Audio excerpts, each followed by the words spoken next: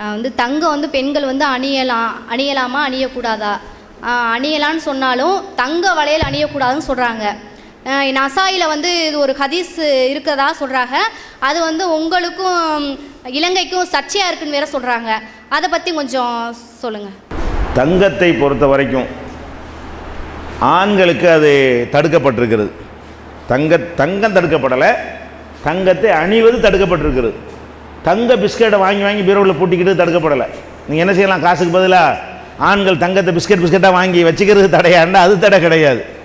அல்லது தங்க நகையை வாங்கி வளையலும் செயினுமா வாங்கி அணியாமல் நீங்கள் பூட்டி சொத்தாக வச்சுக்கிறதுக்கு தடை இருக்கானா தடை இல்லை. தங்கம் வச்சுக்கிறதுக்கு தடை இல்லை. தங்கத்தை ஒரு முதலீடாக செய்து அதை வந்து நம்ம சேமித்து வைத்துக் கொள்வதற்கு தடை இல்லை. ஆண்கள் அணிவதற்கு தடை இருக்கிறது. ஆண்கள் வந்து என்ன செய்யலாம், அணியக்கூடாது. ரசூலுல்லாஹ் அணிஞ்சாங்க, தங்கத்தையும் பட்டையும் காட்டி இந்த இரண்டும் என்னுடைய உம்மத்தில் ஆண்களுக்கு தடை செய்யப்பட்டிருக்கிறது, பெண்களுக்கு அனுமதிக்கப்பட்டிருக்கிறது என்று சொல்லிவிட்ட காரணத்தினால் நம்ம ஆண்கள் வந்து என்ன தங்க மோதிரமோ தங்க செயினோ போடக்கூடாது. தங்கத்தை விட விலை மதிப்பு உள்ள பிளாட்டினம்லாம் கூட போடலாம். விளங்குதா? பல கோடி மதிப்புள்ள வைரக்கல்ல கூட வச்சு ஒரு பிளாட்டினத்தில் போட்டு மோதிரமாக போடலாமன்னா போட்டுக்கலாம். விலைக்கா வேண்டி இல்லை. தங்கம் தான் கூடாது. எது கூடாது? தங்கத்தில் எந்த ஒரு ஆபரணத்தையும் ஆண்கள் மாத்திரம் போடக்கூடாது. வேறு எந்த உலோகத்தில் வேண்டுமானால் நீங்கள் நினைஞ்சிக்கலாம்.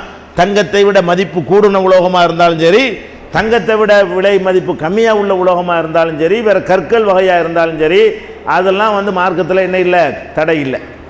பெண்களை பொறுத்த வரைக்கும் அவங்க நகைகள் அணியலாமான்னு கேட்டால் இந்த ஹதீஸிலேயே அது வந்துருச்சு. பெண்கள் நகை அணிவதற்கு எந்த தடையும் கிடையாது மார்க்கத்தில். அது முழுக்க என்ன இருக்குது, அது வந்து அனுமதிக்கப்பட்ட ஒரு விஷயம். இலங்கையிலேருந்து சில ஆளுக்கு என்ன செய்கிறாங்கன்னா, ஒரு ஹதீஸை ஏற்குமாறா விளங்கி கொண்டு அவங்க ஒரு ஆர்டிக்கல் மாதிரி போட்டு இலங்கையில் தங்க நகை அணியக்கூடாதுன்னு பெரிய ஃபித்னா பண்ணி விட்டு நான் பெரிய குழப்பத்தை ஏற்படுத்தி விட்டார்கள். அப்போ நம்ம என்ன பண்ணணும், ஒரு கிறுக்குத்தனமாக ஹதீஸை போட்டு இருட்டடிப்பு செஞ்சு ஒன்று கிடக்கு ஒன்று அர்த்தம் பண்ணி இந்த மாதிரி குழப்பி இருக்கிறார்கள்னு போட்டு நம்ம onlinepj.com நம்முடைய வெப்சைட்டில் இணையதளத்தில் வந்து ஆண்கள் தங்க நகை அணியலாமான்ற ஒரு தலைப்பில் அவங்க எத்தனை வாதங்கள்லாம் எடுத்து வைத்தார்களோ, நிறைய வாதங்கள் வைக்கிறாங்க. ஒன்றுமே சல்லிக்காசு பெறாத வாதங்களாக இருக்குது. அப்படி இந்த மறுப்பு கொடுத்த பிறகு அதில் அந்த மறுப்புக்கு அவர்கள் இன்ற தேதி வரைக்கும் மறுப்பு கொடுக்க முடியலை.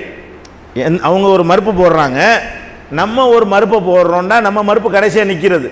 அதுக்கு அவங்கள்ட்ட என்ன வரல, ஆன்சர் வரல. ஆனால் நாங்கள் தவறு சொல்லிவிட்டோன்னு பகிரங்கமாக ஒத்துக்கிறலையே தவிர பதில் சொல்லலை.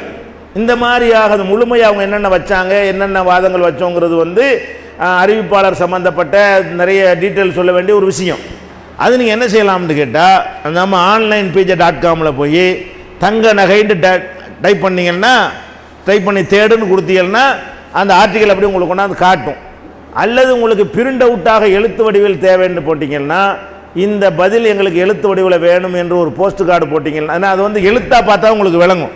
அவங்க என்ன வாதம் வந்தாங்க, 5-6 ஹதீஸ்களை வைக்கிறாங்க. ஒன்று நசை மட்டும் இல்லை, நிறைய 5-6 ஹதீஸ்களை வைக்கிறாங்க. ஒன்றோட ஒன்று அர்த்தம் செஞ்சுக்கிட்டு அதை வளைச்சிக்கிட்டு ப்ராக்கெட்லாம் போட்டு இல்லை அதெல்லாம் சேர்த்துக்கிட்டு நினைஞ்சாங்க அந்த ஆய்வு ஒன்று போட்டிருந்தாங்க.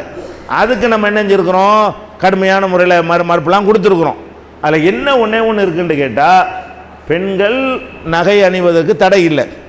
ஆனால் ஒரு தடை இருக்குது. என்ன தடை? அந்நிய ஆண்களுக்கு முன்னால் அலங்கரிக்கக்கூடாது என்று நமக்கு என்ன இருக்குது, மார்க்கத்தில் தடை இருக்கிறது. அது எந்த விதமான தங்கத்துக்கு மாத்திரம் இல்லை. ஒரு லிப்ஸ்டிக்கை போட்டுக்கிட்டு வந்து சபையில் உட்கார முடியுமா? ஒரு பெண்கள் வந்து போட முடியாது. ஏன்? லிப்ஸ்டிக்கே கூடாது கிடையாது. வீட்டுக்குள்ளே புருஷனோட இருக்கும்போது லிப்ஸ்டிக் போட்டுக்கலாம், தப்பு கிடையாது. ஆனால் அந்நிய ஆண்களோட வரும்போது அப்படி போட்டால் என்னவாகும், இது வந்து ஒரு அலங்காரம், கூடுதலான ஒரு அலங்காரம்.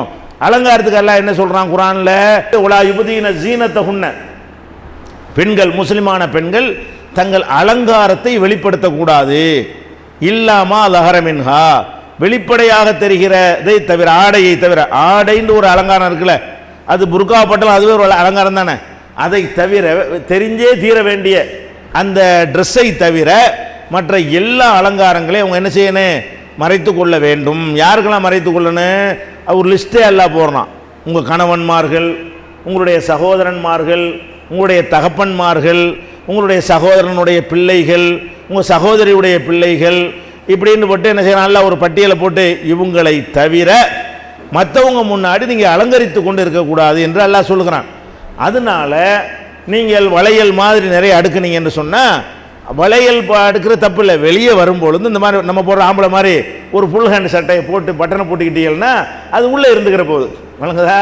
அதுக்காண்டி கழட்டிட்டு வச்சுட்டு வர வேண்டிய தேவையில்லை. ஏன்னா அலங்காரம் தானே அது. ஒரு நகையோடு போட்டு ஒரு கையை பார்க்குறதுக்கும் வெறுங்கையை பார்க்குறதுக்கும் வித்தியாசம் இருக்கா இல்லையா? அதில் ஒரு கவர்ச்சி வருமா இல்லையா? அதுக்கு தானே போடவும் செய்கிறாங்க. இல்லை ஒன்றுமில்ல அது போய் அடிக்கிறவா செய்வாங்க. அது ஒரு 1/2 கிலோ 100 கிராம் 200 கிராம் கைக்கு வெயிட்டு தானே தேவையில்லாமல் எதுக்காண்டி இதை போடுறாங்க? அது ஒரு நல்லா இருக்குன்னு சொல்லி தான் போடுறாங்க. அது மாதிரி என்ன கழுத்து நிறைய ஒன்று போட்டுட்டு போங்க, தப்பு கிடையாது.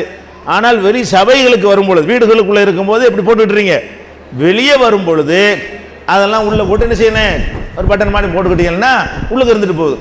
அதுதான் போடவே கூடாதுன்னு சொல்லக்கூடாது. இதுக்காக வேண்டி அலங்கரிக்க கூடாதுன்னு தடை இருந்துச்சுன்னு சொன்னால் போடக்கூடாதுன்னு ஏன் சொல்கிறீங்க? கணவனுக்கு முன்னாடி அலங்கரிச்சிட்டு இருப்பாங்க, பாப்பாவுக்கு முன்னாடி அலங்கரிச்சிட்டு இருப்பாங்க, அண்ணன் தம்பிமார்களுக்கு முன்னாடி அலங்காரமாக இருப்பாங்க, மாமாவுக்கு முன்னாடி எப்படி இருப்பாங்க. அதை எப்படி நீங்கள் தடுக்க முடியும்? மார்க்கத்தில் அனுமதிச்ச ஒன்றை அந்த மாதிரி இதெல்லாம் இது மாதிரி காரணம் வச்சு போடக்கூடாதுங்கிறாங்க. இதெல்லாம் அலங்காரம் பண்ணுறது தங்கத்துக்கு மாத்திரம் இல்லையே, வெள்ளியாக இருந்தால் கூட தான் கூடாது, அலங்கரிச்சிட்டு வந்தால் தான் கூடாது. வேறு பிளாஸ்டிக் மெட்டீரியல்லே போட்டு அலங்கரிச்சிட்டு வந்தால் தான் என்ன செய்யாது, கூடாது. ரோஸ் பவுடர் பயங்கரமாக பூசிக்கிட்டு வந்தால் தான் அதுவும் தான் அலங்காரம், அதுவும் தான் கூடாது. அது கூடாது. எப்போ கூடாது? அது மாதிரி வெளியே வருவது தான் கூடாது. அது போடுவதே கூடாதுன்னு சொல்லுவீங்களா? வீட்டுக்குள்ளே எப்படி இருந்தால் அலங்காரமாக இருக்கலாமே. அப்போ அந்த மாதிரியான ஒரு அடிப்படையில் அலங்காரம் செய்வதற்கு நீங்கள் வரும்போது ஒரு சபையில் கல்யாணம் காட்சிக்கு வரக்கூடிய நேரத்தில் நீங்கள் அணிந்திருக்கிற நகைகள் அதெல்லாம் வெளியே தெரியக்கூடாது. முகத்தில் உள்ள அடையாளங்கள் சாதாரணமாக ஒரு பவுடர் எண்ணெய் பிசுக்கிட்டு போட்டால் அது அலங்காரத்தில் வராது. அதெல்லாம் மிஞ்சிற விதமாக அப்படி ஜிகுனா மாதிரி இப்படி பவுடர்லாம் போட்டுக்கிட்டு ஒரு மாதிரி டைப்பாக வர்றாங்கல்ல, அதெல்லாம் போட்டுக்கிட்டெல்லாம் வீட்டோட வச்சுக்கிறங்க. அதெல்லாம் போட்டு என்ன செய்யுங்க, உங்கள் வீட்டுக்குள்ளே வச்சுக்கலாமே தவிர ஒரு சபைகளுக்குள்ளே வேணாம். அதுதான் மார்க்கத்தில் உள்ளது. நீங்கள் ஒரு போஸ்ட் கார்டை போட்டால் அந்த ஆர்டிகள் உங்களுக்கு நினைச்சுவாங்க ஃப்ரீயாக உங்களுக்கு ஒரு அஞ்சல் அட்டை போட்டால் போதும். இப்போ அட்ரஸ் எழுதி கொடுத்தா கூட போய் அனுப்பி வச்சுருவாங்க. இப்போ கூட அட்ரஸ் எழுதி அவர்கிட்ட கொடுத்துருங்க, நாளைக்கு உங்களுக்கு தபால் நாளை கழிச்சு வந்துடும் இன்ஷா அல்லாஹ்.